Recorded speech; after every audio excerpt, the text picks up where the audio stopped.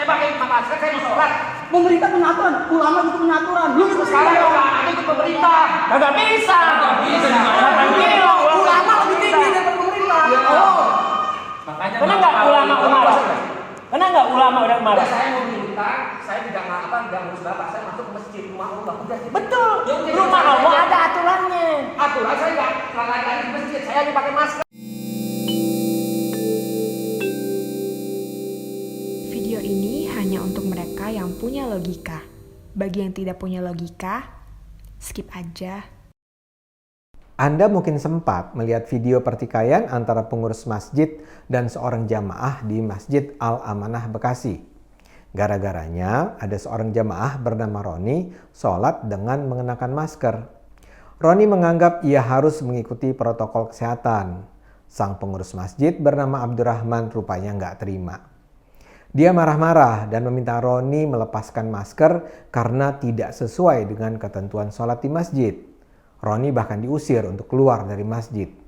Sejumlah pria lainnya yang juga tidak menggunakan masker ikut-ikutan mempersekusi Roni. Mereka bilang aturan prokes tidak berlaku karena yang seharusnya diikuti adalah aturan Allah. Mereka bahkan bilang silakan diadukan ke polisi.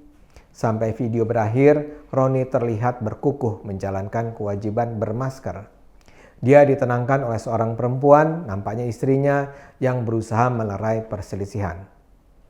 Kini kabar terakhir, kedua pihak sudah berdamai. Abdurrahman mengaku ia salah dan meminta maaf pada Roni.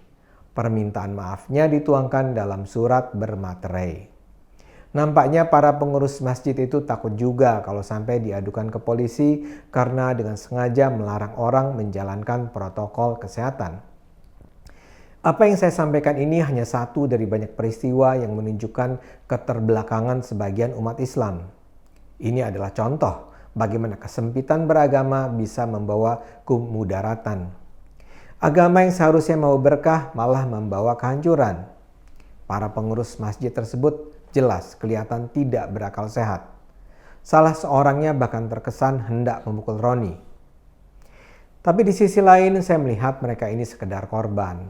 Mereka adalah korban yang harus diselamatkan dari ajaran-ajaran para pemuka Islam yang terus-menerus menginjeksikan kebodohan. Tidak sedikit pemuka Islam yang mengajarkan umat untuk tidak menggunakan akal dalam beragama. Salah satunya adalah Ihsan Tanjung yang videonya juga banyak menyebar. Saya mengenal Ihsan dulu di kampus di Universitas Indonesia. Dia di Fakultas Psikologi, sementara saya di Fakultas Ilmu Sosial dan Ilmu Politik. Dia juga menempuh pendidikan diploma di sastra Inggris dan lembaga ilmu pengetahuan Islam dan Arab.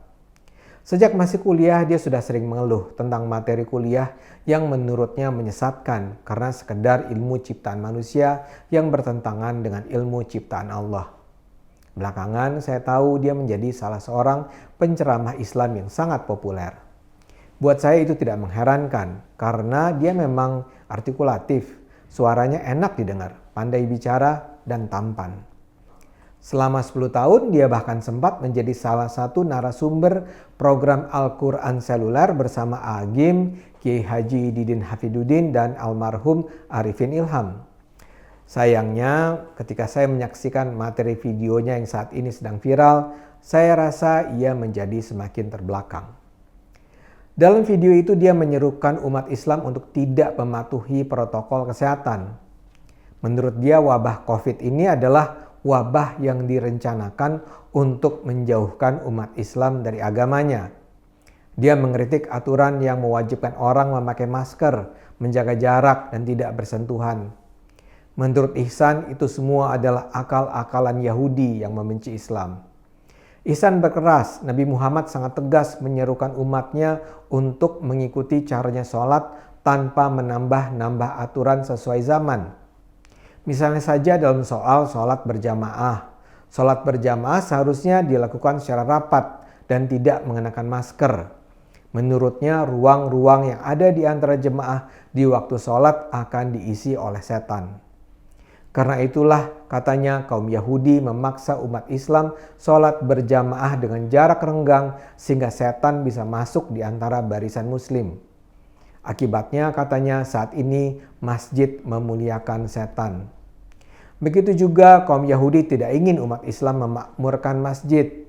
Karena itulah dibuat aturan untuk menutup masjid untuk sekian waktu.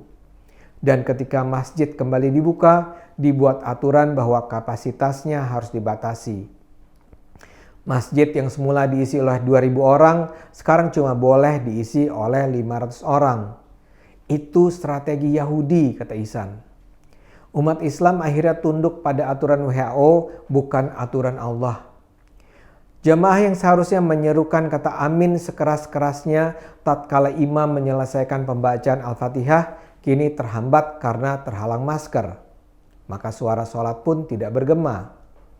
Begitu juga kaum Yahudi benci bila umat Islam saling bertegur sapa, saling tersenyum, saling berjabat tangan ketika bertemu. Untuk itulah kata Ihsan, kaum Yahudi memaksa kita mengenakan masker agar senyum umat Islam tidak terlihat. Yahudi memaksa kita tidak berjabat tangan, melainkan hanya bersentuhan.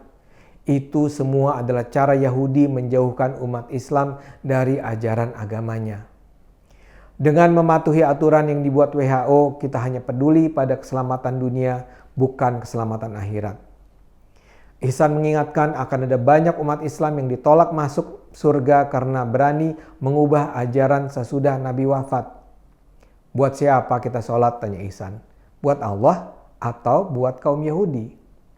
Protokol kesehatan itu menurutnya adalah sebentuk fitnah di akhir zaman. Menurutnya musuh-musuh Allah dengan sistematis berusaha membuat umat Islam meninggalkan agama. Karena itu kata Ihsan, kita harus mengubahnya dengan tangan, dengan lisan, dan dengan hati. Seperti saya katakan, Ihsan Tanjung ini bukan ustadz main-main. Dia adalah pemuka agama yang ceramah-ceramahnya dijadikan rujukan. Kalau orang seperti dia masih juga percaya bahwa pandemi COVID ini adalah strategi Yahudi untuk menghancurkan umat Islam, kita mungkin tidak usah heran bila pengurus masjid di Bekasi itu bisa sedemikian ngotot mengusir jemaah yang mengenakan masker. Karena itu tidak ada pilihan lain. Sementara gagasan-gagasan picik semacam itu terus disebarkan, kita juga harus melawannya dengan menyebarkan gagasan-gagasan yang mencerahkan.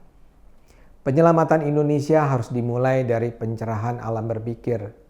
Yang menentukan adalah ide yang ada di kepala. Mereka terus menyebarkan kebohongan dan kebodohan, kita terus menyebarkan kebenaran dan kepintaran. Saya percaya dalam pertarungan kebenaran akan menang. Tapi kita tidak boleh diam.